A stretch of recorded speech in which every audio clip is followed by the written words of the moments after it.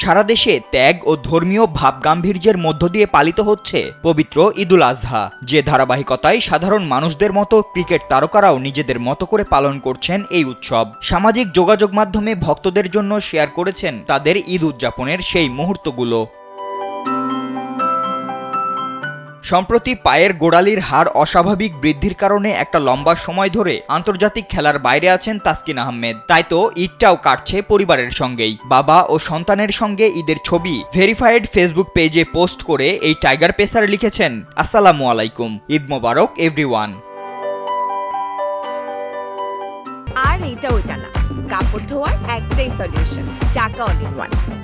তারকা অলরাউন্ডার মেহেদী হাসান মিরাজও একটি ছবি পোস্ট করে ফেসবুকে লিখেছেন, ত্যাগের মহিমায় উদ্ভাসিত হোক এই পবিত্র ঈদুল আজহা। পবিত্র এই দিনে আরও গভীর হোক আমাদের আত্মত্যাগের ক্ষমতা ও ভালোবাসার শক্তি। ঈদ মোবারক। নিজের গ্রামের বাড়ি সাতক্ষীরায় ঈদ উদযাপন করছেন কাটার মাস্টার মোস্তাফিজুর রহমান। ফেসবুকে স্ত্রীর সঙ্গে এক ছবি পোস্ট করে সবাইকে ঈদের শুভেচ্ছা জানিয়েছেন এই টাইগার পেসার।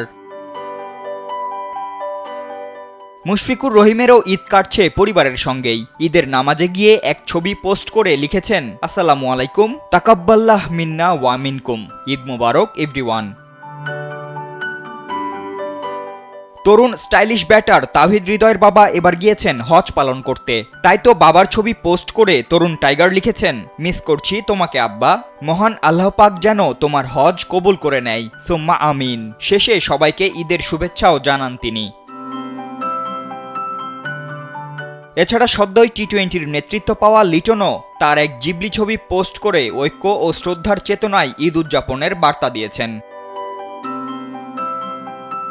ফাতেন ইশরাক, কালবেলা।